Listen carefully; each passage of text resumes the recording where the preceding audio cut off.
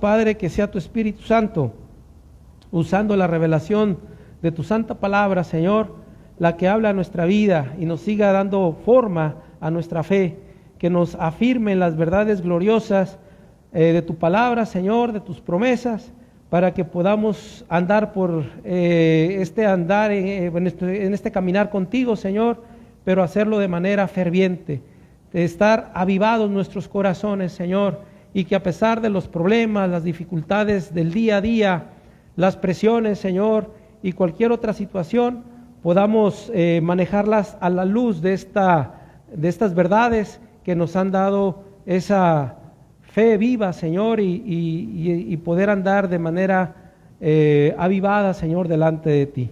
Ayúdanos, pues, Señor, y te pido que tu Santo Espíritu sea quien esté obrando en cada uno de nosotros. En lo personal, solamente te ruego que me permitas poder compartir tu palabra, Señor, y transmitirla con claridad, con precisión y con autoridad y amor, Señor, para que la obra sea tuya, para que asimismo la gloria sea tuya, Señor, porque solo tú eres digno de alabanza, de honra y de gloria. En el nombre de Cristo Jesús te lo pido todo. Amén. Tome lugar, hermanos.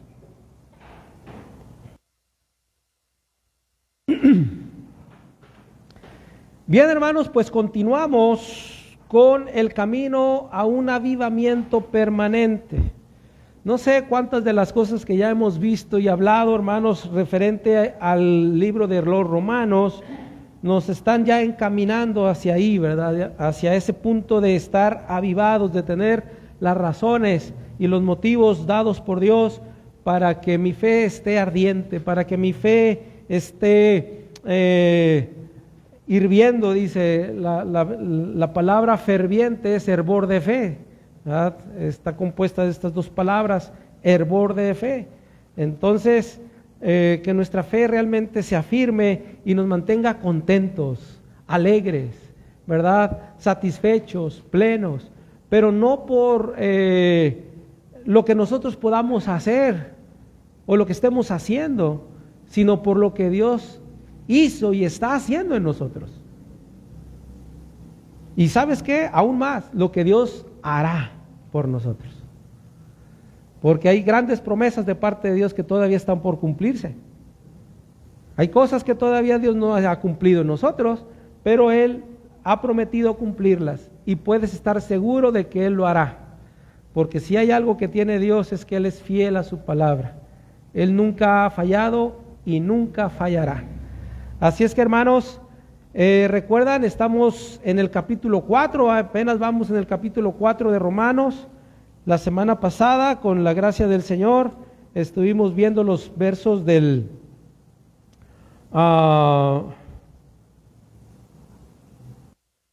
5, ¿verdad? Perdón, del 6. Del 6 al 9. Y del 6 al 10, ¿verdad? No, hasta el 12, Sí, desde el 6 hasta el 12. Y hoy vamos a ver los versos del 13 al 17. Del 13 al 17, Romanos 4 del 13 al 17. En algunas Biblias, no sé si en la tuya venga un subtítulo que dice ahí, la promesa realizada mediante la fe. ¿Cuál promesa? La promesa de la vida eterna, ¿verdad? La promesa de los beneficios de la justificación que Dios, así como se la dio a Abraham, nos la da a nosotros. Recuerda que está Pablo tomando la vida de Abraham, la forma como Dios manifestó dicha justicia en Abraham, y que había ciertos conceptos, hay todavía en algunas, particularmente en el pueblo judío, los conceptos de que Abraham fue justificado que Dios lo escogió por ser un hombre justo. Cuando Pablo, hermanos, dice todo lo contrario, que si bien fue cierto que Abraham fue justo, fue porque Dios lo justificó, ¿verdad? Él fue justificado y dice que fue justificado por la fe. Y bueno, dentro de lo que hemos visto hasta ahora, hemos visto que Pablo ha hecho 4 declaraciones muy importantes sobre Abraham. La primera es que Abraham no fue justificado por sus obras. Lo segundo es que Abraham fue justificado por la fe.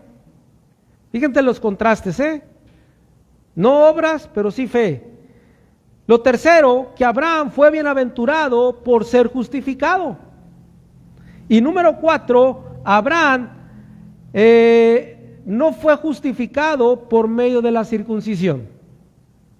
Son los 4 temas que Pablo está abordando en los versos del 1 al 12 de Romanos 4.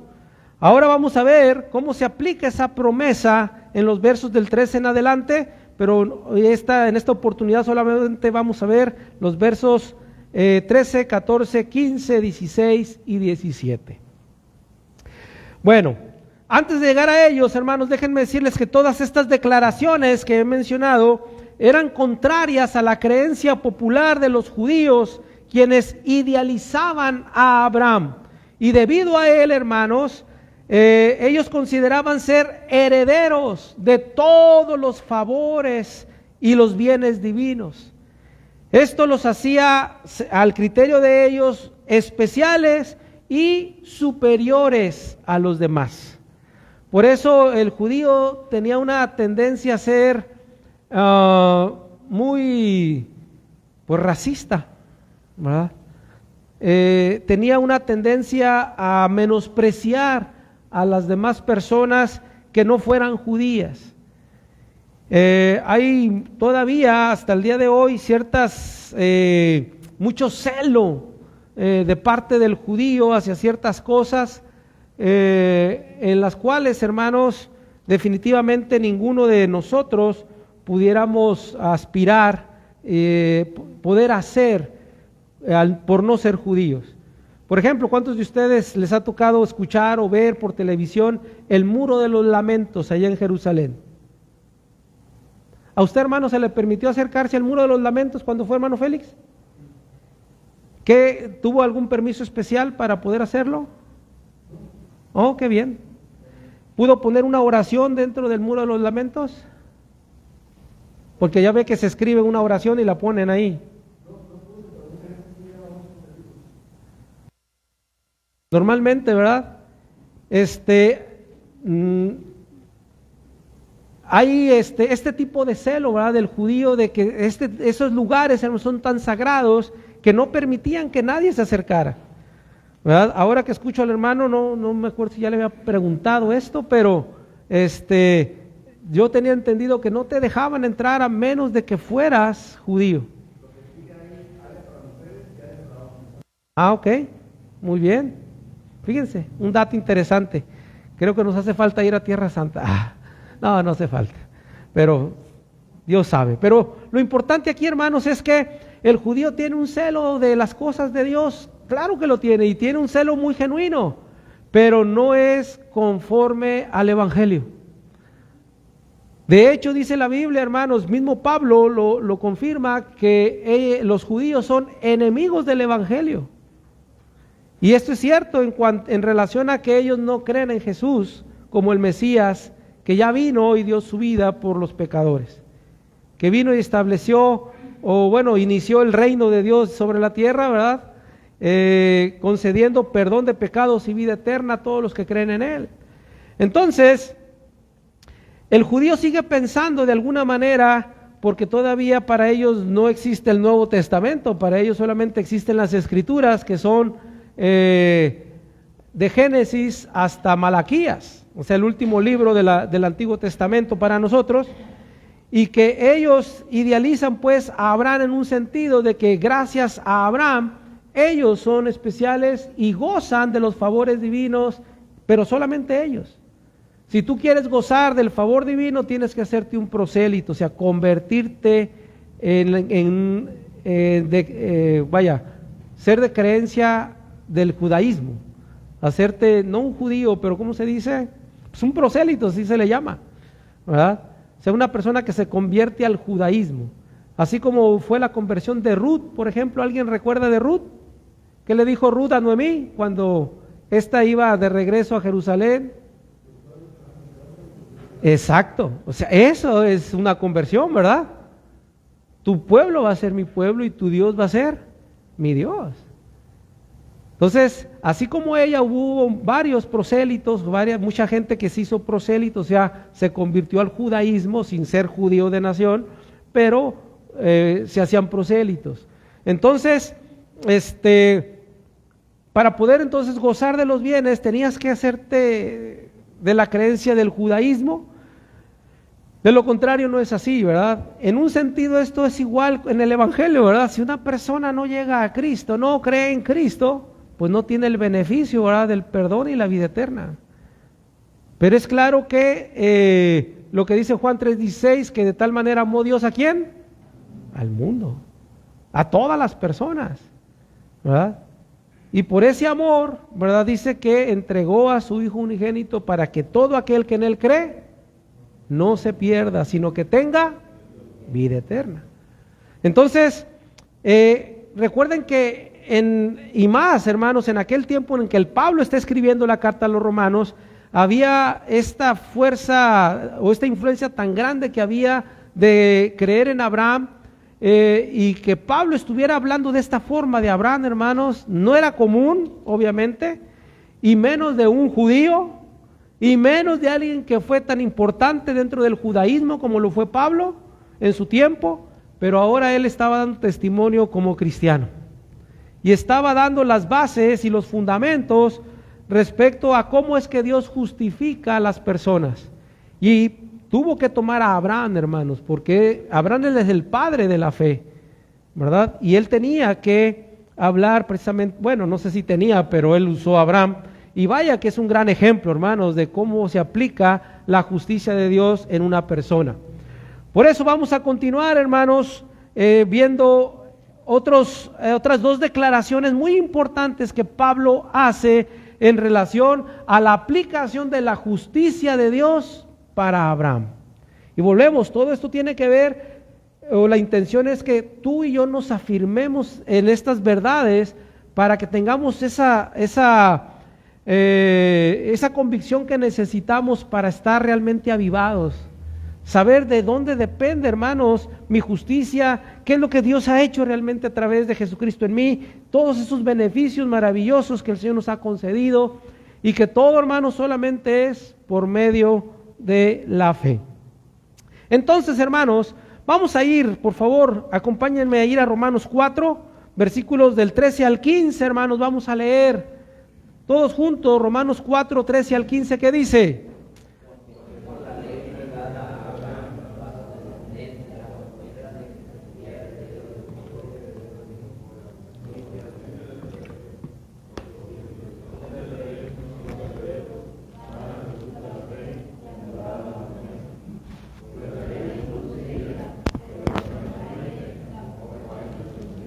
Fíjense, hermanos, qué interesante. En otras palabras, Pablo está diciendo que Abraham no fue justificado por la ley. Abraham no fue justificado por la ley. Recuerden, las otras declaraciones era que Abraham no fue justificado por sus obras, sino justificado por fe, que fue bienaventurado por ser justificado y que no fue justificado por medio de la circuncisión. Bueno, ahora Pablo dice, Abraham no fue justificado por medio de la ley, porque muchos judíos dicen, no, es que solamente por la ley puedes llegar a ser justo ante Dios. Pero esto no es así, porque evidentemente, hermanos, en la cronología de Dios, o vaya, en la cronología histórica, se sabe, o vaya, en el tiempo de la historia, se sabe que Abraham vivió muchos años antes de que la ley fuera dada al pueblo de Israel. Mucho tiempo antes. De hecho, aquí habla de 430 años. Allá en Gálatas, ¿se acuerdan que leímos? Que se mencionó el número de 430 años. Estos 430 años se refieren de Jacob hasta Moisés, donde fue dada la ley. Tuvieron que pasar 430 años. ¿Por qué? Porque está hablando de que la promesa fue dada a Abraham, a Isaac y a Jacob.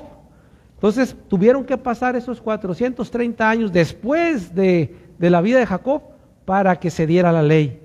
Entonces, evidentemente, hermanos, por causa del tiempo, ¿verdad?, o de la cronología, Abraham no podía obedecer la ley porque la ley no había sido dada. Entonces, Abraham evidentemente no podía ser justificado por la ley.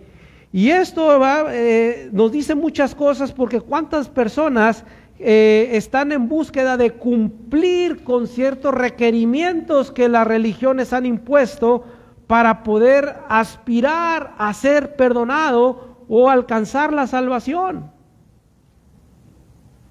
La mayoría de las religiones, por no decir que todas, están animando a sus feligreses a que cumplan con ciertas leyes, reglamentos, estatutos, para aspirar a tener el don del perdón y de la vida eterna. Lo que Pablo aquí obviamente está queriendo es derribar esa idea, ese concepto.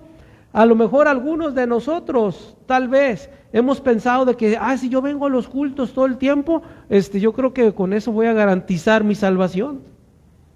O si vengo y ofrendo, ¿verdad?, voy a garantizar o voy a tener mayor seguridad de que Dios me haya perdonado mis pecados.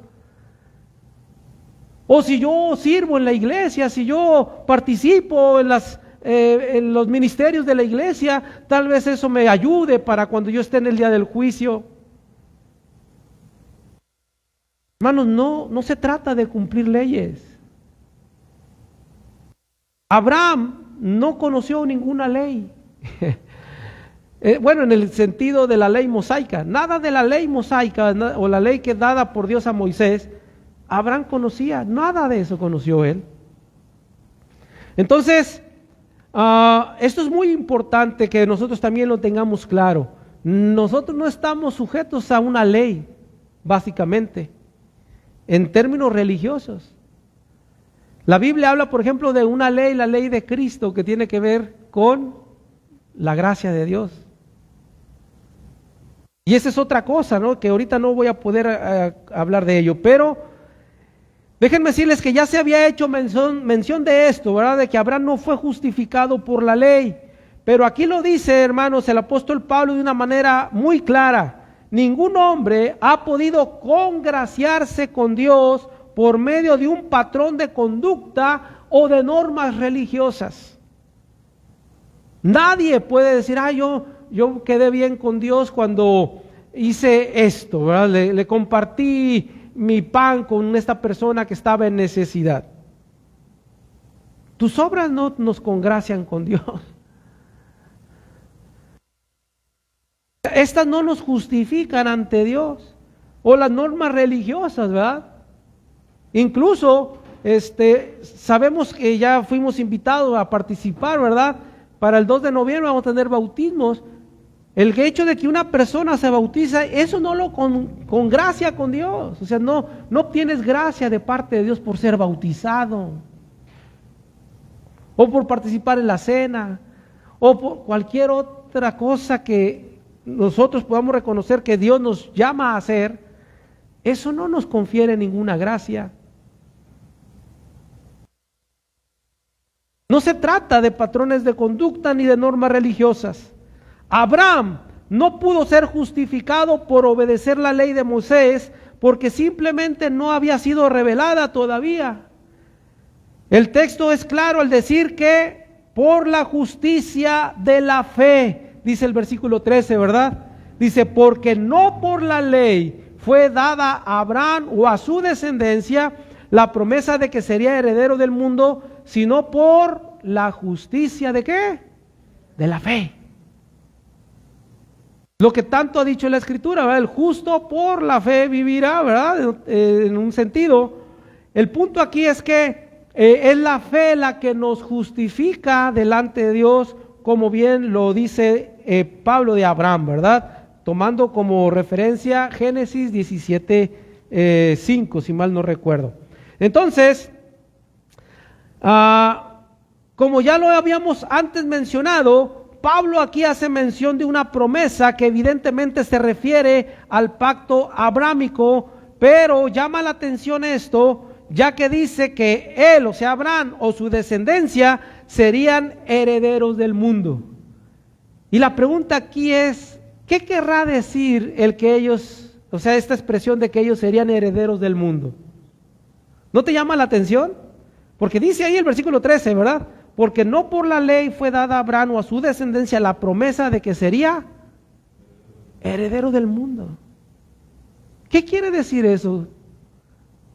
¿A qué se referirá cuando dice que Dios le prometió como herencia al mundo?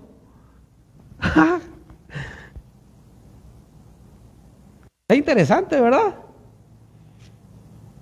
Bueno, déjenme decirles que Dios, al hacer el pacto con Abraham, le prometió una tierra, ¿verdad?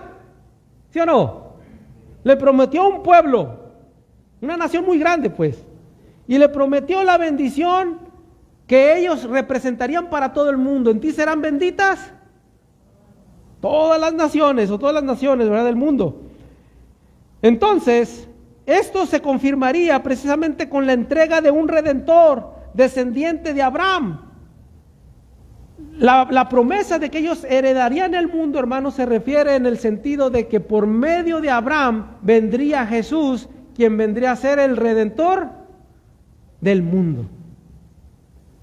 Voy a ver si puedo, ¿verdad?, explicarlo un poco más, pero vayamos otra vez allá a Gálatas, donde hicimos la lectura, capítulo 3, donde hicimos la lectura, hermanos, versículo 8. Por eso quise que leyéramos este texto, hermanos, para que se pudiera complementar mejor esto que estamos viendo. Dice ahí el versículo 8, hermanos: y la Escritura, previendo que Dios había de justificar por la fe a los gentiles, dio de antemano la buena nueva a Abraham, diciendo... ¿Pero en qué sentido dice? Queriendo justificar a los gentiles, o sea, a todas las naciones que no eran judías. Aquí ya lo está diciendo. Pero recuerdan que el Evangelio decía el apóstol Pablo, era primeramente para los judíos y después para los griegos, no, o sea, para los no judíos. Por lo tanto, la idea pues que estamos viendo aquí básicamente, que la promesa que Dios estaba dando a Abraham es que por medio de su descendencia, o sea, Jesús, y ahorita lo vamos a confirmar un poco más, de que en él serían benditos, ¿verdad?, en el sentido de que serían alcanzados por la gracia de Dios. Y en cierto modo, hermanos, podemos saber que el Evangelio, al ser predicado en la mayor parte del mundo, sabemos que ha habido muchas personas que han llegado a Cristo gracias, ¿verdad?, al Evangelio, a la locura de la predicación. Es muy raro llegar a un lugar donde tú no encuentres a un grupo de creyentes en Cristo Jesús. Es muy raro el lugar. No digo que no existas, debe de existir algún lugar tal vez donde no encuentres una congregación cristiana, pero ya hoy en día es muy raro que no haya eso, ¿no?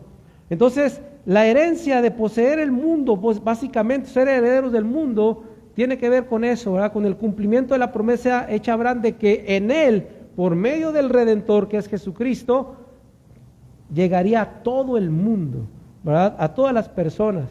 Y en un sentido más preciso, quiere decir a todas las personas que han de creer en él en el mundo. No habla de todas las personas en general, sino de todo aquel que en él cree. Exactamente.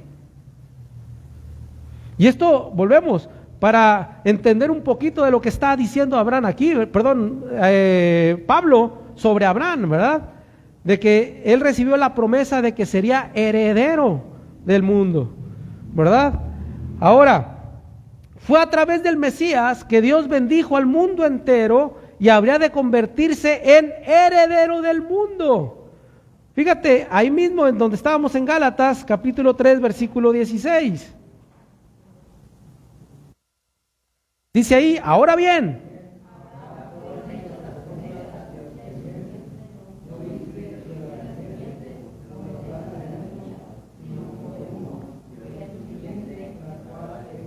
es Cristo, ¿verdad? En tu simiente serían benditas todas las naciones del mundo, ¿verdad? Por eso aclara diciendo, no dice a las simientes, como si hablase de muchos. Está hablando a tu simiente. Y esa simiente, ¿quién es? Lo dice claramente ahí, Cristo. Y en Cristo, ¿verdad? Pues le fueron dadas precisamente las naciones del mundo, en este caso, para ser alcanzadas por esa justicia. Y volvemos, no a todas las personas sin excepción, sino a todos los que creen en Él, que estén en todo el mundo. Si una persona está, hermanos, en la parte más escondida del mundo, no sé cuál pudiera ser, en el polo norte, hermanos, en el polo sur, si llega el evangelio y le es predicado y la persona se arrepiente y cree en Jesucristo, recibe la herencia, la promesa de la herencia en Cristo, que es perdón de pecados y vida eterna.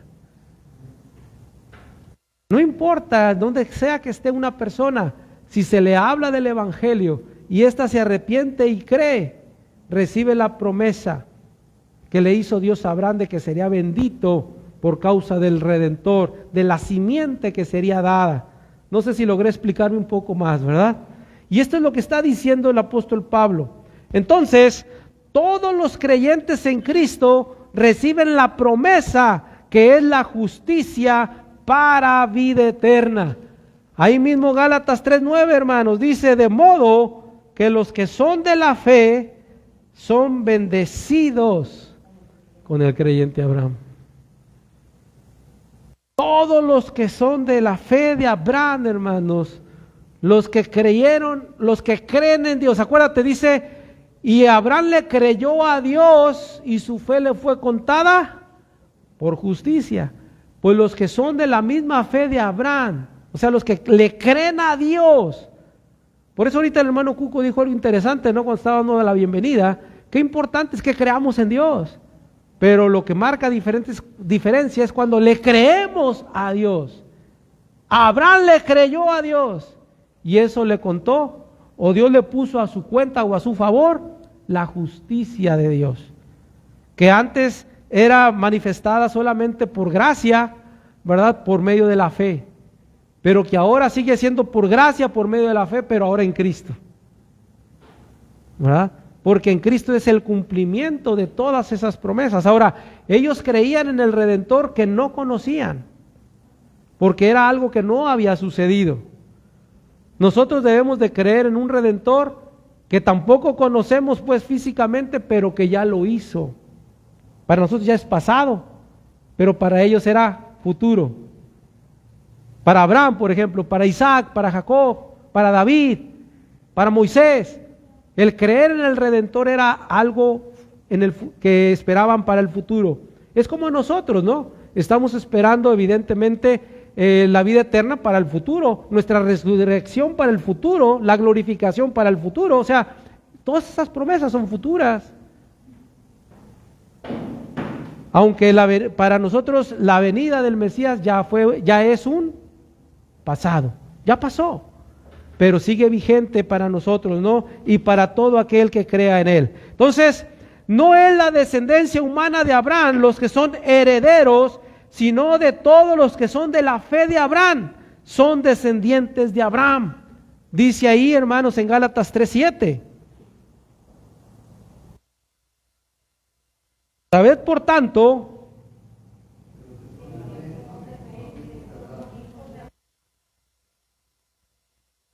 los que son, ¿verdad?, de la fe, estos son hijos de Abraham. Y no está diciendo propiamente que somos judíos, ¿verdad? No. Somos parte de esa nación o de ese pueblo espiritual, ese verdadero pueblo de Dios, que no es Israel, ¿verdad? Israel es el pueblo, la nación escogida por Dios en el Antiguo Testamento para que le representara y fuera la espada de Dios ante las naciones.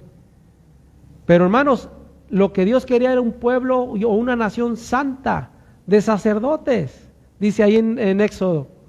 Pues eso es ahora lo que es la iglesia, o al menos lo que debe ser la iglesia. Cada creyente que forma el cuerpo de Cristo, hermanos, está llamado a la santidad y a ser un sacerdote en el sentido de servir como intermediario, ¿verdad? O mediador entre Dios y los hombres, en el sentido de la predicación del Evangelio, no para salvación. Recuerden, hay un solo Dios y un solo mediador. ¿Quién es? Jesucristo, hermanos. En ese sentido, solo Jesucristo. Pero recuerden, es a través de la iglesia que es predicado el Evangelio. Por tanto, id y hacer discípulos a todas las naciones. Y en Marcos dice, y todo aquel que creyere será salvo. A predicar el Evangelio a toda criatura, y el que creyere será salvo, ¿verdad? Entonces, esta es la situación, ¿verdad?, que Pablo está queriendo presentar y confirmar que no se trataba de la ley, por cuanto la ley no existía en el tiempo de Abraham, ¿verdad?, sino solamente en la fe. Ahora, el texto continúa, ¿verdad?, diciéndonos en Romanos capítulo 4, ¿verdad? Perdón por estar así, pero vale la pena tenerlo claro esto. Dice, porque si los que son de la ley son los herederos, dice, vana resulta la fe y anulada la promesa. Fíjate, porque si los que son de la ley son los herederos, o sea, si son las personas las que por sus méritos, sus propios esfuerzos, pudieran alcanzar la promesa de la justicia de Dios, dice, vana entonces resulta que la fe y la promesa de Dios quedaría como anulada. O sea, ya no se trataría entonces realmente de fe, sino de ley. Cuando Dios todo el tiempo ha dicho que se trata de fe y no de ley, ¿verdad? Entonces, si se tratara de cumplir con los requerimientos de una religión, evidentemente, hermanos, ¿para qué queríamos la fe? ¿O qué objeto tendría tener fe si puedo ganar la salvación con ciertas obras que me imponga una ley o una regla de conducta? No, se trata de la fe precisamente, ¿no? Entonces, si la justicia de Dios fuera por cumplir la ley, dice, vana resulta la fe y es anulada la promesa. Y si la promesa de Dios se recibiera por la obediencia a la ley, entonces ¿de qué serviría creer? ¿Verdad? La promesa tendría que ser anulada. Anular significa sin efecto o incapacitada, pero es claro que la ley no puede salvar a nadie. Nadie fue salvo por medio de la ley. Al contrario, en mismo Gálatas que leímos, ¿verdad?, dice que todo aquel que quiera vivir conforme a la ley cae en maldición. ¿Por qué? ¿Mandé? Porque está escrito, pero una razón que nos lleve a entender por qué. Porque nadie la puede cumplir. Simplemente por eso. Nadie puede cumplir la ley de Dios. Porque para poder ser salvo, a veces lo he predicado cuando vamos allá a la plaza, le digo, mira, para poder ser salvo por tus propias obras necesitas ser perfecto. Si alguien quiere pensar que va a alcanzar la gracia de Dios, necesita ser perfecto, santo y justo. Y yo creo que nadie de aquí somos ni perfectos, ni santos, ni justos, ¿verdad? Entonces, al contrario, la ley me acusa. Por eso dice que la ley es de ira, ¿verdad? Se fijaron en Romanos 4, ¿verdad? Dice, pues la ley produce ira. ¿Cuál ira? Exacto. No la tuya, ¿verdad? No, pues tú enójate si quieres. Pero aquí produce la ira de Dios. Porque Dios, siendo justo, tiene que castigar el pecado. Entonces la ley produce ira, dice, pero donde no hay ley, no hay transgresión.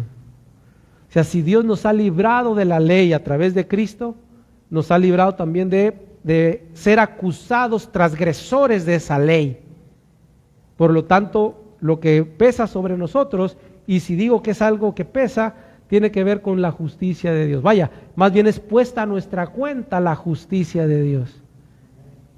Y eso es lo que Pablo está queriendo demostrar en el sentido de Abraham. Porque los judíos decían, no, es que Abraham, nuestro padre Abraham, fue justo y por eso Dios lo escogió. No, Abraham era un idólatra como lo eran todos en Ur de los Caldeos. Mintió, adulteró. Era como muchos de nosotros, ¿verdad? Él fue perfeccionándose en la fe, así como Dios lo empezó a hacer en todos nosotros. Y creo que todos todavía estamos en un proceso de perfeccionamiento, ¿no es cierto? Todavía estamos, ¿verdad? Pero imagínate, Abraham llegó a un nivel, hermanos, de que realmente él había creído a Dios, que cuando Dios le dice, sacrifícame a tu hijo, ¿qué hizo Abraham? Obedeció. Que Dios no se lo permitió fue otra cosa, pero él obedeció, ¿o no es cierto? A nosotros nos pide una cosita, hermanos, y no queremos, ¿verdad? ¿Dónde está nuestra fe? Para obedecer al Señor por amor a Él, en gratitud a Él. Imagínate. Y cosas que, no sé, hermanos. Por ejemplo, ve y predica el Evangelio a otra criatura, a un prójimo que está en necesidad. Es que me da vergüenza, es que yo no tengo tiempo, es que vaya otro, que vaya el pastor. Oye, si tú le conoces, tú has recibido esa gracia, ¿por qué no la compartes con otro? ¿Verdad? Pero que no sea por ley. ¿Por qué sea? Por gratitud, ¿verdad? Por amor a Dios, por amor al prójimo, que necesita de esa justicia también. Porque si yo necesité ser justificado, pues así lo necesita nuestro prójimo. Cualquier persona que no tenga la salvación necesita entonces la justificación a través de Jesús. Y si tú ya la has recibido, ¿por qué no la compartes? Eso es lo que transforma la vida de la gente, hermanos. Hay muchas cosas que ayudan y aportan para que las personas cambien de actitudes, pero solamente el poder de Dios en Cristo transforma la vida del que cree. Entonces, ¿por qué no mejor predicar el Evangelio? Vaya, dentro de muchas cosas, ¿no? Pero ¿qué? Tiene que ver solamente con una expresión de nuestro amor y una convicción personal, ¿verdad? Que Dios nos ha puesto considerando todos estos aspectos que hemos mencionado, ¿no? Bien, lo segundo, hermanos, vamos a ver los versículos del 16 y 17 de Romanos 4. Romanos 4, 16 y 17. Dice, por tanto, es por fe, para que sea por gracia, a fin de que la promesa sea firme para toda su descendencia, no solamente por la que es de la ley, sino también para la que es de la fe de Abraham, el cual es Padre de todos nosotros. Como está escrito, te he puesto por Padre de muchas gentes delante de Dios, a quien creyó, el cual da vida a los muertos y llama las cosas que no son como si fuesen. Ay, hermanos, qué claro, ¿no? Por tanto, ¿es por ley? No. Entonces, ¿por qué es? Por fe. ¿Para qué? Para que sea por gracia. ¿Qué es gracia? El regalo inmerecido. Si se tratara de cumplir la ley, entonces ya el mérito sería ¿de quién? Mío, ¿verdad? Porque yo cumplí la ley. Pero como no se trata de ley, solamente de fe, entonces ¿quién se lleva el mérito? Aquel que justifica al impío. ¿Y quién es el que justifica? ¿Verdad? Dios. Ahora, vale la pena, hermanos. Bueno, antes de esto, Abraham, hermanos, lo que está diciendo Pablo aquí es que Abraham fue justificado por la gracia de Dios. Y es importante, hermanos, hacer esta precisión. Es Dios, hermanos, quien toma la fe del creyente como justicia para que la salvación sea por gracia. Si no fuera por la gracia soberana de Dios, nadie podría ser perdonado, ni nadie podría ser salvado. Y digo, algo que es pertinente precisar es que la fe en sí misma no puede salvar a nadie. Porque, es que yo fui salvo por mi fe en Cristo, yo me salvé, Dios me salvó porque yo tengo fe en Cristo. Sí, pero no. ¿Pero cómo es eso? Miren, La fe en sí misma no puede salvar a la persona. Y esto, hermanos, en un sentido que la Escritura explica, es para que nadie se gloríe. O sea, que nadie se jacte de que como yo creí, yo me salvé. No. ¿Quién es el que salva, hermanos? ¿Mi fe o Cristo? Esa es la situación, hermanos. Y esto es algo importante. Por eso mismo Efesios 2:8 dice, porque por gracia sois salvos por medio de la fe, y esto no es de vosotros, pues es un don de Dios. Si la salvación es por gracia, o sea, porque por gracia sois salvo, gracia, regalo inmerecido, dice, por medio de la fe. Y la fe, esto no es de ti, sino es un regalo de Dios. Dios me dio la fe, pero el que me salva, ¿quién es? Ese es el punto, hermanos, para que nosotros no nos vanagloriemos con la idea de que es mi fe, porque yo creí. No. Dios te dio la fe para creer ciertamente en el que salva. Y al creer en aquel que salva, Él te salvó o Él te perdonó. Y esta es la clave, ¿verdad?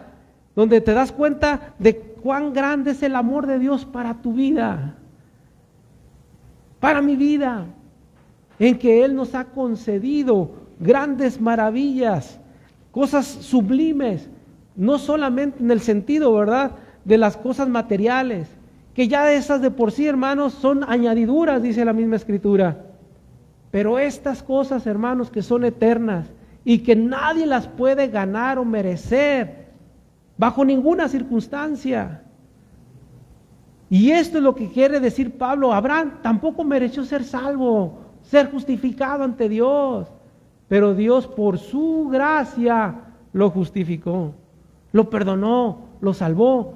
Y si eso hizo con Abraham, hermanos, es lo mismo que hace ahora con nosotros, de la misma manera. Entonces, y digo, esto vale la pena, hermanos, porque de verdad hoy en día se está promoviendo mucho la idea de que es tu fe. Por tu fe Dios te salvó, por tu fe Dios te bendice. La fe es poderosa, la fe, Sí, pero hay que ver el trasfondo y entender con precisión realmente quién hace las cosas. ¿Mi fe es la que hace que yo sea bendecido? ¿O es la misericordia de Dios la que obra en mí para ser bendecido? Claro, yo debo creer en Él y por eso le busco. Pero ¿quién es el que hace las cosas, hermano? Y esto, para ser más precisos en estas ideas, o bajo estos conceptos, para que mis ideas estén más centradas en la verdad de lo que Dios está diciendo, para que yo descanse realmente en Él. Que la obra es de Él, ¿verdad? Y no es mía. Por eso, si así lo hago en términos de la salvación, ¿cómo debíamos de vivir la vida cristiana, hermanos? Si no es a través de esa misma idea, de que es Dios quien hace la obra a través de cada uno de nosotros. ¿Qué no dice la Escritura que es Dios quien produce el querer como el hacer por su buena voluntad? Si estás aquí, no es, yo decidí venir. ¿Seguro? ¿O fue Dios quien te trajo? Hemos dicho, ¿cuántos de nosotros podemos caer en el fastidio, en el cansancio después de hacer esto todo, durante 5, 10, 20, 30 años y no cansarnos, sino por el contrario, venir alegres, gozosos para adorar a Dios? Yo me alegré con los que me decían. ¿Y de dónde surge esa alegría? ¿De mí mismo? ¿O de lo que Dios hace en mí? ¿Verdad? ¿Por qué resisto la tentación? ¿Porque soy muy fuerte, tengo una gran fuerza de voluntad? ¿O porque el poder a través de su Espíritu obra en mí? Fíjate qué interesante, hermanos. No por nada el Señor decía, vengan a mí todo el que esté cansado, trabajado y cargado, porque yo... gracias, Señor, ¿verdad? Entonces, muy interesante.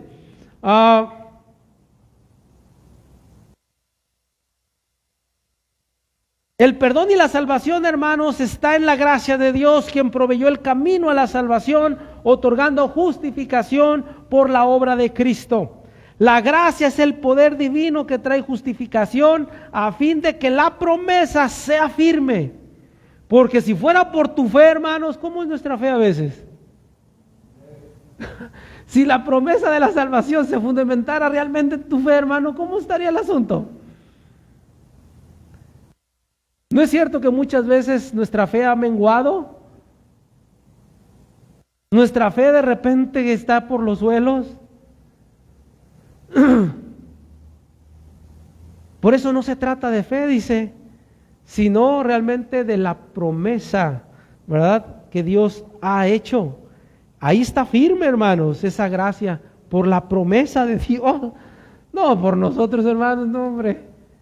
¿Desde cuándo no hubiéramos ya perdido incluso esa seguridad de la salvación que hoy tenemos en Él, ¿verdad?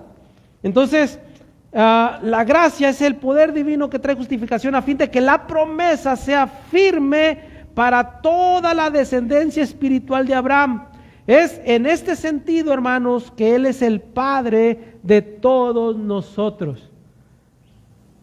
Por eso es conocido como el Padre de la fe.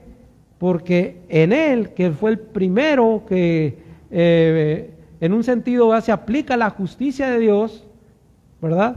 Él es el que nos representa, así como en Adán, Él es nuestro Padre en términos de lo que es el pecado, ¿verdad?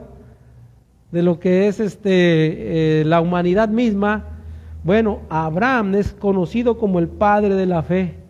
¿Por qué, hermanos? Porque él fue el que le creyó a Dios, y todos los que son de la fe de Abraham, pues son hijos de Abraham, en ese sentido, ¿verdad? Por eso Abraham viene a ser nuestro padre en el sentido de la fe, ¿verdad? Abraham, hermanos, es un ejemplo o un prototipo espiritual de todo creyente genuino. O sea, Abraham fue un pecador, pagano, idólatra e impío que tuvo que renunciar a sus propios méritos, si él creía tener alguno, para alcanzar o ganar la justicia de Dios. Lo que él hizo fue confiar en la promesa de la gracia divina. Eso es, hermanos, él es el prototipo de lo que debe ser un creyente genuino hoy en día.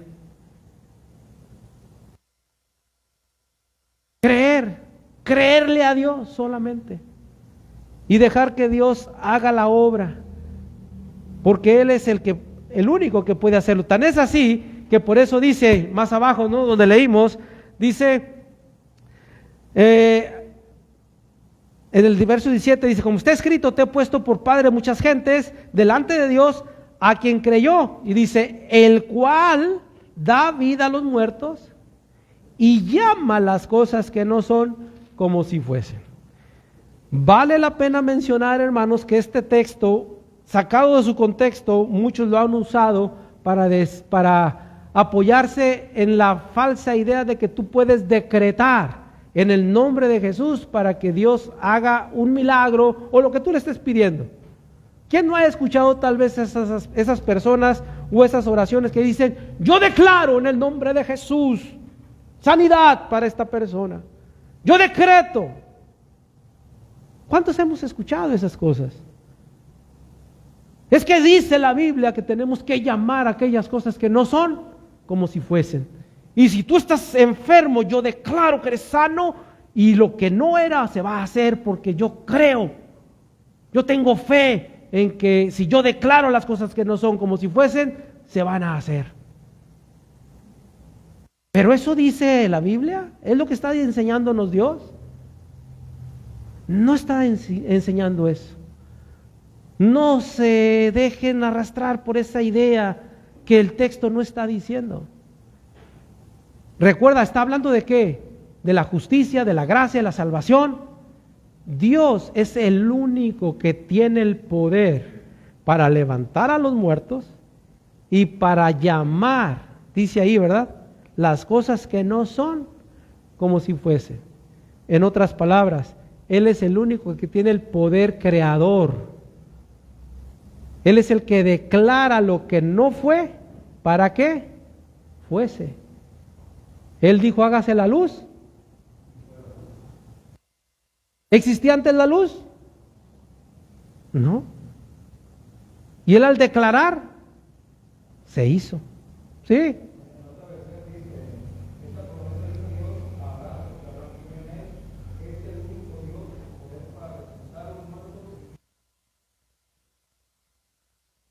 Ese es el punto. Por eso, cuando Él llega a una persona, Él nos hace una nueva. Él es el que puede llamar lo que no era.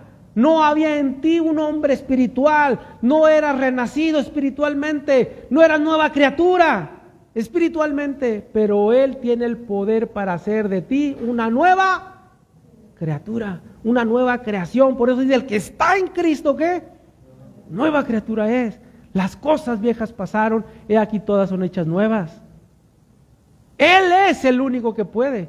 O tú puedes crear algo. A ver, ¿quién se anima aquí? Aquel que tenga más fe aquí, que diga, yo declaro que voy a inventar, no sé, algo. Aquí, hermano, voy a crear algo, ¿verdad que no podemos? Nadie en el mundo ha podido ni podrá declarar que se haga algo solo por decirlo.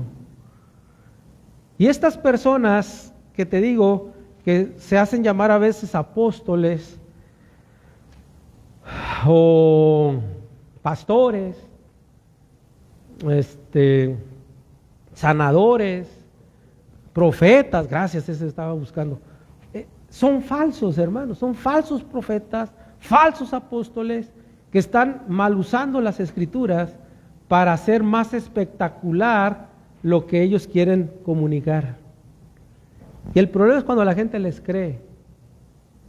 Yo digo, miren, ahorita van a ver mi poder en el nombre de Jesús, ¡fuera! O sea, la gente creyendo y cayendo en esos engaños. Pero cuando Dios hace una nueva criatura en una persona que cree, ese es el mayor milagro. Y si tú lo has experimentado, déjame decirte que es el mayor milagro que puedes experimentar. Ser una nueva creación para vivir eternamente con Dios por los siglos de los siglos. Vas a estar con Él. Y eso es lo maravilloso.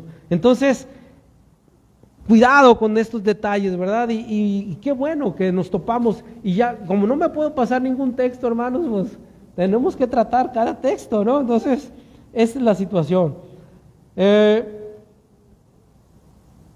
A fin, hermanos, de que no quedara alguna duda con respecto a la gracia de Dios, Pablo presenta dos rasgos que distinguen al verdadero y único Dios, que Él es el que da vida a los muertos, pero Él llama a la existencia todo lo que Él quiera crear. Así, si Él quiere crear otro sol, ¿tú crees que Él no pueda crear otro sol? ¿Otra luna? Él puede hacer lo que Él quiera. No lo va a hacer, al menos no ahorita. Pero Dios dice que va a hacer cielos nuevos. ¿Podrá hacerlo? Claro que sí, claro que sí. Entonces, ¿cómo no va a hacer de ti una nueva criatura? Si tú crees. Si tú le crees a Él, ¿cómo no va a hacer de ti una nueva criatura? Hay gente que lidia mucho con problemas de carácter, con adicciones, con situaciones en su vida, porque está luchando con su vieja naturaleza. Pero cuando dejas que Dios haga una nueva criatura en ti, un hombre espiritual, un ser espiritual, dice que el hombre interior por el Espíritu, dice, es fortalecido por Dios para enfrentar todas estas situaciones que humanamente no podemos nosotros lidiar, no podemos nosotros dejar atrás. Pero Dios sí, hermanos, por medio de su poder, al crear una nueva creación, una nueva criatura en ti. Y esto es maravilloso, ¿no? Porque esto es lo que hace Dios. Bien, hermanos, termino. Cada una de estas declaraciones hechas por Pablo fueron y siguen siendo igual de ciertas, pero también muy pertinentes para nuestros días, ya que la esencia de la religión y de la justicia humana no ha cambiado en absoluto. Son muchos los que creen que pueden alcanzar o merecer ser perdonados y ser salvados a través de sus propios esfuerzos y sacrificios, sin darse cuenta que con ello desprecian y desechan el único medio de salvación, que es Jesucristo. Si alguien de nosotros está pensando o creyendo que puede llegar a agradar a Dios por sus propios esfuerzos personales o algún otro medio, déjame decirte que esto es imposible. No es posible que tú logres agradar a Dios y mucho menos ganar la justicia de Dios por tus méritos, por tus esfuerzos, por tus sacrificios, por tus buenas obras. Lo que tenemos que hacer es rendirnos a Él en humildad y creer en lo que Él ha dicho. Por fe, solamente por fe. Entonces, esto es lo que dice el Señor. Yo no sé qué cosas estés pasando tú hoy en estos días, pero déjame decirte que si tú dejas que Dios esté realmente obrando en tu vida, ¿verdad? Deja que Él esté guiando tu vida, que Él te dé el poder, la fuerza que necesitas para lidiar con cada situación que se esté presentando en tu vida. Solamente deja que Él obre en tu vida, pero tú créele a Dios y Él va a hacer las cosas, porque Él tiene poder de llamar a aquellas cosas que no son como si fuese. Ese es el sentido correcto del texto, hermanos, para que nadie nos cuente, como dicen por ahí. Así es que, hermanos, yo creo que estas cosas sí avivan, ¿no? Sí dan ánimo, fortaleza. Analízalas más profundamente en tu casa, con calma, ¿verdad? Y si alguien quiere volver a escuchar o ver la predicación, la puede ver ya en YouTube. Ya la estamos subiendo a YouTube para si alguien quiere verlas por ahí. Nada más busca Iglesia Bautista Rosa de Sarón y ahí le sale. Bueno, no lo hacemos por eso, hermanos, pero pues Dios sabe los motivos. Hermanos, que Dios les bendiga y que esto sirva de mucha edificación para tu convicción en la fe en Cristo Jesús. Dios les bendiga.